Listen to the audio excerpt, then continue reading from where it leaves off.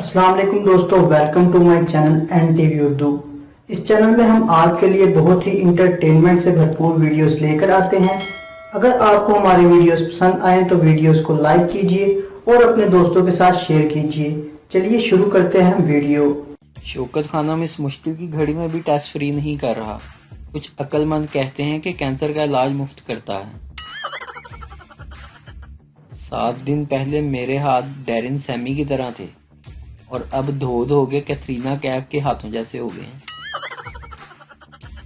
شہباز شریف تو ایسے لگتا ہے جیسے پاکستان کے جمائی بن کے آئے ہیں، اور جب سے آئے ہیں جمائی راجہ کی طرح ناراض ہی ہوئے جا رہے ہیں بات بات پہ۔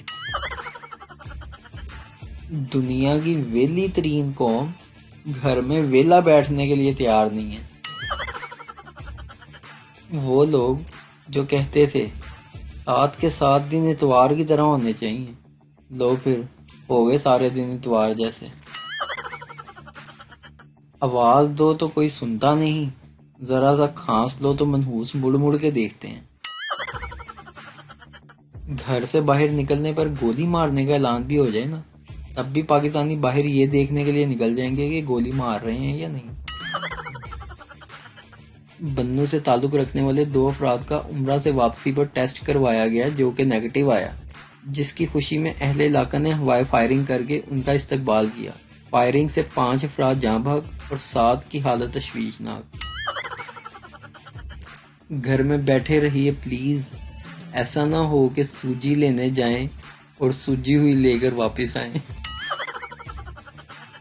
عوام کو وقت پر ماسک نہ دینے پر پٹواریوں نے احتجاج کر دیا، کہنے لگے باتیں کروڑوں کی، دکان پکوڑوں کی۔